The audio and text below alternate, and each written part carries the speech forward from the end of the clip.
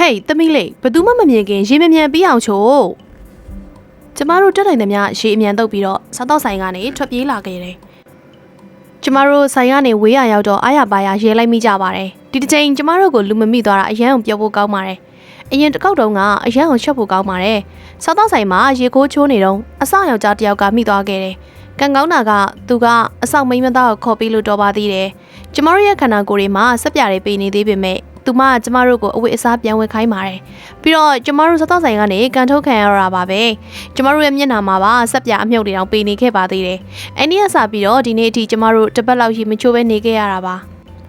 ါသမီးတို့အနက်လေးမှွေသွားပြီအဲ့လိုပြောရင်းနဲ့ကျမထားရင်လိုက်ပါတယ်အခုလက်ရှိကျမတို့ဘဝကကျုပ်ကတ်တူကတ်တီခေါင်းအိပ်ရတယ်စားတော့ဆိုင်နေတဲ့ကိုဝင်ပြီးတော့ရေချိုးရတယ်အရင်ကတော့ကျမတို့ဘဝကဒီလိုမဟုတ်ဘဲနဲ့တတောင်တတာနေခဲ့ရတာပါကျမဖေရှိနေဖြစ်ပြီးတော့သူဟာဝင်ငွေအတော်ဖြောင်းခဲ့ပါတယ်။ကံမကောင်းစွာနဲ့ပဲအဖေကအုံနောက်သွေးကြောပြက်ပြီးဆုံးမသွားခဲ့တယ်။အမေကမလုတ်တဲ့မကင်တဲ့နဲ့ငွေတွေအကုန်လုံးပါခဲ့တာပြီးအဲ့ဒီလိုနဲ့ကျမတို့အမေရဲ့ဆိုင်မှာအိပ်ရတဲ့အထိဖြစ်လာခဲ့တယ်။ဒါပေမဲ့ဆိုင်ငန်းကားတဲ့လူကြီးတည်သွားတဲ့အချိန်ကျတော့ကျမတို့မောင်းထုတ်ခံရတယ်။ကျမတို့လူမှုကယ်ဆယ်ရေးဟာတွေကိုလိုက်ပြီးတော့စုံစမ်းခဲ့ပေမဲ့အကုန်လူပြည့်နေတာကြောင့်နောက်ဆုံးမှာတော့လမ်းပေါ်အိပ်ရတဲ့အဆင့်ဖြစ်သွားခဲ့တယ်။သမီးလေးအရေးကြီးကိစ္စရှိတယ်။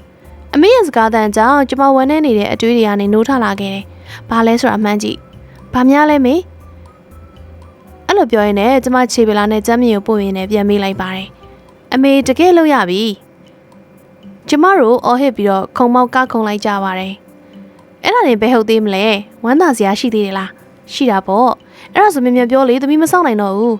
။အလုတ်ကနေစရာပါပေးမှာသမီးလေးရဲ့။ကျမတို့ထပ်ပြီးတော့အော်ဟစ်လိုက်ပါတယ်။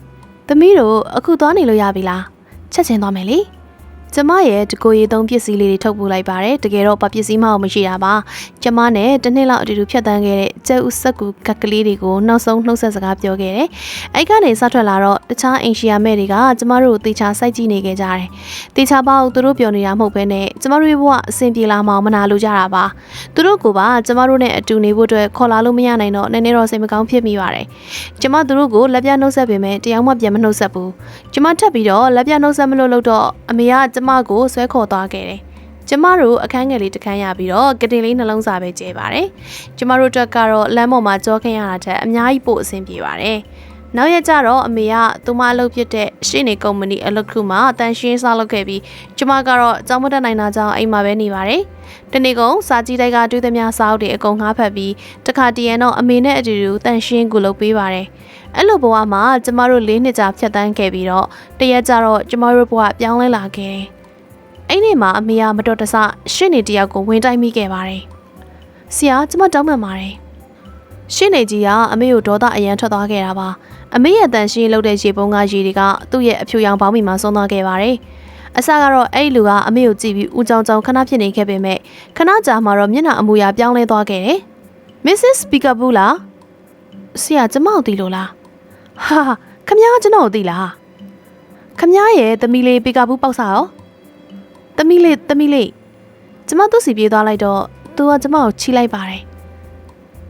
Mr. Samaritan ပဲလို့ကျမပြောလိုက်တယ်ကျမသူ့ကိုသိပါတယ်သူ့ကိုဖတ်လိုက်ပြီးတော့သူကဝေါသမီးလေးထွားလာလိုက်တာသမီးလေးအခုအသက်ဘယ်လောက်ရှိပြီလဲလို့မေးပါတယ်10နှစ်ပါနောက်ဆုံးအမေချစ်နေကြီးကိုမှတ်မိသွားပြီးတော့မျက်လုံးတွေပြူးကျဲသွားခဲ့တယ်ဖယားရေ Mr. Samaritan အမေကသူ့ကိုဖတ်ပြီးတော့ငိုယိုနေခဲ့ပါတယ်Mr. Samaritan ကအဖေရဲ့ငယ်တငယ်ချင်းမှာကျမဖေအုံနောက်သွေးကြောပြတ်တုံးကသူလည်းကား accident တခုဖြစ်တဲ့အချိန်နဲ့တက်ဆိုင်ဖြစ်နေခဲ့တာပါကျမတို့လမ်းပေါ်မှာနေခဲ့ရတော့ကကျမတို့ဖုန်းတွေပါတယ်အကုန်ရောင်းလိုက်ရတော့အသိတွေနဲ့ဆက်သွယ်လို့မရခဲ့ဘူးခမ ्या ဘာလို့တန်ရှင်းလုံးနေတာလဲအဲ့လိုမျိုးသူကဒေါသတကြီးအမေကိုမေးပါတယ်အမေကငိုယိုပြီးတော့ဘာမှပြန်မဖြေခဲ့ပါဘူးခမ ्या ခင်မောကဘာမှမထားခဲ့ဘူးလားခမ ्या PK လေးနဲ့အတူတူအထုပ်ပိုးသွားပြင်ပြီးတော့ကျွန်တော်နဲ့လိုက်ခဲ့တော်ပါပြီဗျာအကုန်ထားခဲ့လိုက်ကျွန်တော်နဲ့လိုက်ခဲ့ကျမမေနဲ့ Mr. Samaritan ပါဆက်ဖြစ်မယ်လို့ပြိတ္တတွေထင်လဲကွန်မန့်မှာဝင်ရေးပေးတတ်ကြပါအောင်နော်ပြီးတော့ဗီဒီယိုလေးကိုလည်း like and subscribe လေးလုပ်ပေးသွားကြပါအောင်ကျမတတိယကိုဘယ်လိုပြောရမလဲကျမတလေးတစားနဲ့အလုပ်ထွက်စာတင်မရမယ်သူကကျွန်တော်တငယ်ချင်းမှာကျွန်တော်ကူညီပေးရတဲ့အတွက်သူ့ကိုကျေးဇူးတင်စကားပြောပေးမယ်စိတ်မပူနဲ့ Mr. Samaritan ကကျမတို့ချက်ချင်းလက်ကဆွဲပြီးတော့သူ့ရဲ့လင်မိုကားပေါ်ခေါ်သွားခဲ့တယ်။သူကကျမအမေကိုသူ့ရဲ့ရုံးခန်းမှာအလုပ်ပေးခဲ့ပြီးတော့သူ့အလုပ်သမားတွေနေတဲ့အဆောင်မှာကျမတို့ပေးနေပါတယ်။ကျမလည်းအကြောင်းကောင်းကောင်းတစ်ခုမှချက်ချင်းတက်ခွင့်ရခဲ့တယ်။ကျမကညံကောင်းပြီးတော့လေ့လာထားတာရှိတော့ကျမအသက်နဲ့ရောက်နေတဲ့အတန်းကိုတက်ခဲ့ရပါတယ်။ Mr. Samaritan ရဲ့ဇနီးကကျမအဖေဆုံးမသွားတဲ့အချိန်လောက်မှာပဲနှလုံးရောဂါတစ်မျိုးနဲ့ဆုံးမသွားခဲ့ကြောင်းသိခဲ့ရတယ်။ Mr. Samaritan နဲ့အမေကချစ်ရသူတွေကိုဆုံးရှုံးခဲ့ရတာချင်းတူတော့သူတို့ရဲ့နှစ်ဦးကြားမှာနားလည်မှုတွေတိုးပွားလာခဲ့ပြီးနောက်ဆုံးမှာတော့ချစ်ကျွမ်းဝင်ခဲ့ကြတယ်။သူတို့လက်ထပ်ခဲ့ကြပြီးတော့ honeymoon ထွက်ကြတဲ့အချိန်မှာ Mr. Samaritan ရဲ့သမီးလေး Happy ကိုထိန်းဖို့အတွက်ကျမအိမ်မှာနေခဲ့ရပါတယ်။ကျမဘယ်တော့ပဲစူးစမ်း Happy ကကျမကိုလုံးဝသဘောမကျဘူး။အဲ့ဒါနဲ့ကျမလည်းသူမသဘောကျအောင်မစူးစမ်းတော့ပဲသူမနဲ့စကားလုံးဝမပြောဘဲနေခဲ့ပါတော့တယ်။အမေတို့ကျမ Happy ကိုထိန်းဖို့အိမ်မှာထားခဲ့တာသူတို့မသိအောင်ကျမခလေးလေးတယောက်ငားဖို့အတွက်လှုပ်လိုက်ပါတော့တယ်။ဒါမဲ့အဲ့ဒီကိစ္စကိုအမေသိသွားပြီးတော့ကျမကိုစူပါတော့တယ်။အဲ့ဒီခိုက်တန်ကကျမနဲ့ Happy ကြားနားလည်မှုယူပြီးနှစ်ယောက်တည်းဖြတ်သန်းရမယ့်အချိန်ဖြစ်ကြောင်းအမေကပြောတယ်။ပြီးတော့ကျမကတစ်သက်လုံး Happy ရဲ့အမအဖြစ်နေထိုင်ရမှာဖြစ်ကြောင်းမှအမေကပြောခဲ့ပါတယ်။ကျမ Happy နဲ့ညီမဖြစ်ရမှာကိုတွေးမိတာနဲ့ကြောက်နေပေမဲ့အဲ့ဒီတစ်ခေါက်တော့အမေပြောသလိုစူးစမ်းကြည့်ဖို့တည်းဆုံးဖြတ်လိုက်တယ်။ပြီးတော့ Happy ကအဲ့လောက်လဲဆိုတဲ့ကလေးမဟုတ်ပါဘူးလို့တော့ကျမတွေးလိုက်မိပါတယ်။ကျမလုံးဝမှားသွားခဲ့တာပါ။သူမကအရန်ကိုစိုးသွမ်းပါတယ်။ဘလို့ဆိုလဲသိကြလား။သူ့စပင်သူ့ဟာသာညှက်ပစ်တယ်။သူ့အဝတ်အစားတွေအကုန်မီးရှို့ပြီးတော့အိမ်ကိုပါမီးရှို့တယ်။ပြီးတော့သူ့ရဲ့နှာခေါင်းရိုးသူ့ဘာသာချိုးပစ်ခဲ့ပြီးတော့အဲ့တဲ့နေအမေနဲ့ကျမရဲ့ပထွေးကြားသွားတော့ဟန်နီမူးဖြတ်ပြီးအိမ်ပြန်လာခဲ့တယ်။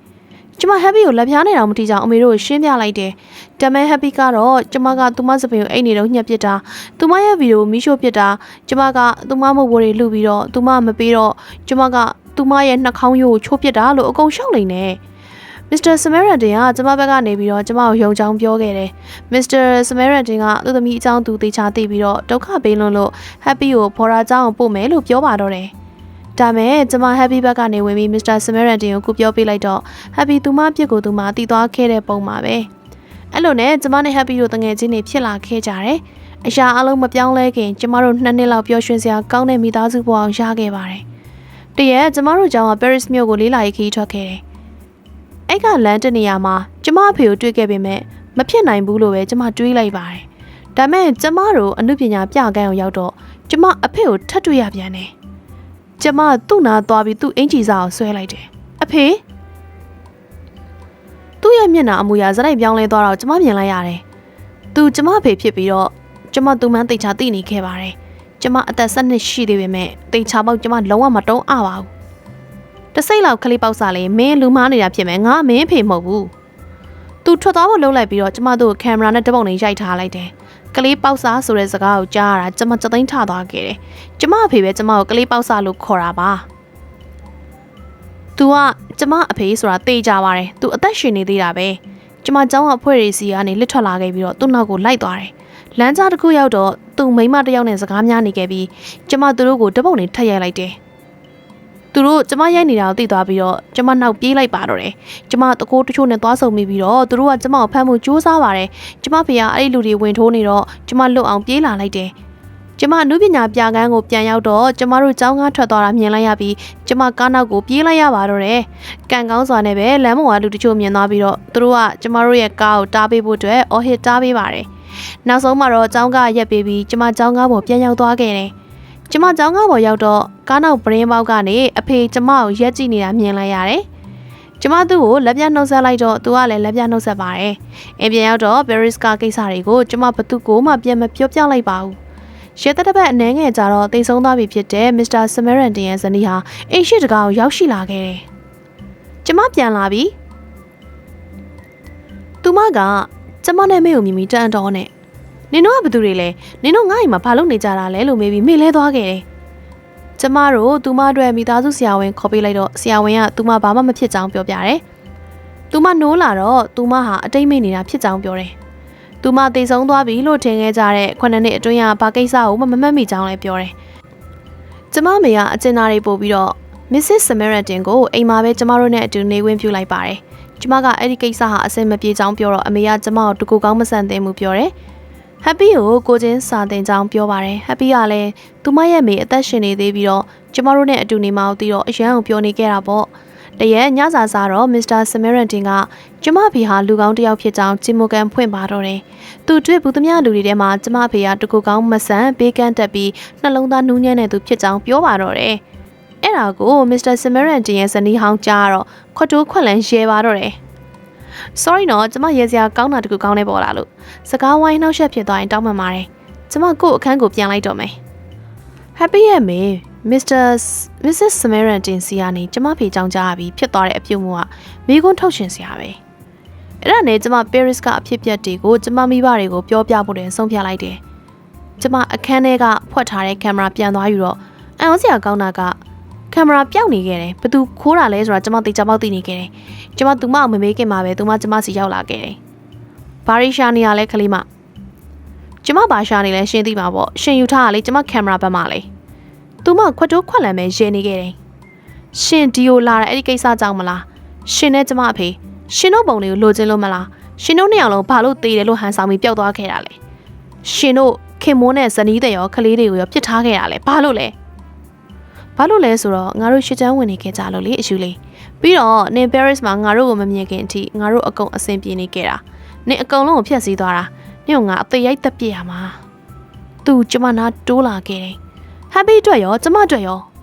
နင်တို့အတွက်ဘယ်သူကဂရုစိုက်လို့လဲမိဘတယောက်စီကြမ်းခဲ့တာပဲလုံလောက်တယ်လေဘာပဲဖြစ်ဖြစ်ငါလိုချင်တာရပြီဆိုတော့ဒိုးပြီ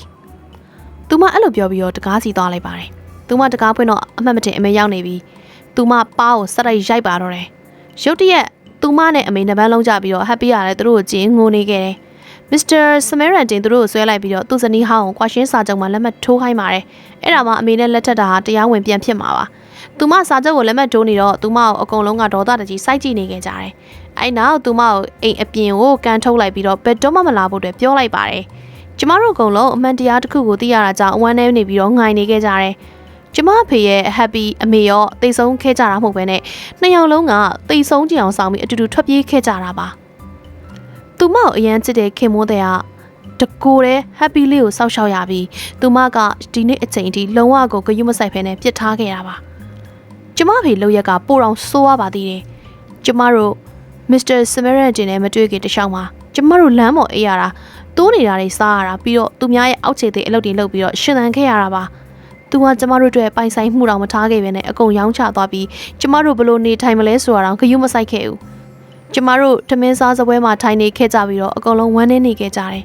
ကျမနဲ့ Happy အကြည့်ချင်းစုံတော့ကျမတို့နှစ်ယောက်ဘယ်လောက်ဝမ်းနည်းနေမလဲဆိုတာအချင်းချင်းသိနေခဲ့ကြပါတယ်ကျမတို့ဘာတွေများလုပ်ခဲ့မိလို့အဲ့လိုမိဘတွေနဲ့ဆုံခဲ့ရတာလဲ